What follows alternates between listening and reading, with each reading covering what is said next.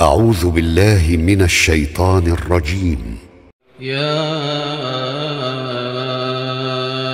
أيها الذين آمنوا كتب عليكم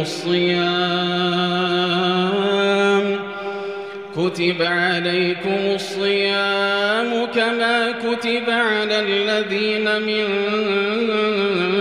قبلكم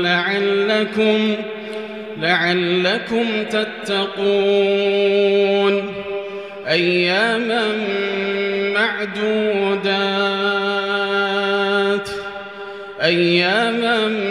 معدودات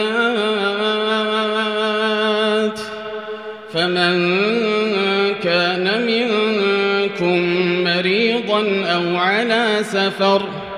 أو على سفر فعدة من أيام أخر، وعلى الذين يطيقونه فدية طعام مسكين، فمن تطوع خيرا فهو خير له، وأن تصوموا خير لكم إن كنتم تعلمون. شهر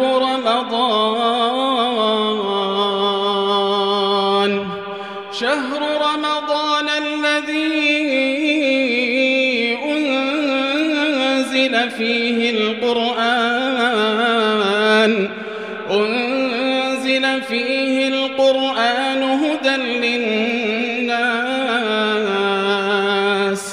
هدى للناس وبينات من الهدى والفرقان، فمن شهد منكم الشهر فليصمه، ومن كان مريضا أو على سفر فعدة من أيام أخر، يريد الله بكم اليسر ولا يريد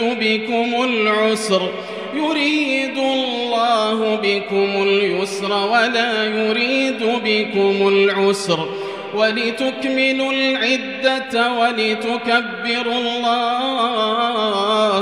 ولتكبروا الله على ما هداكم ولعلكم تشكرون. وإذا سألك عبادي عني فإني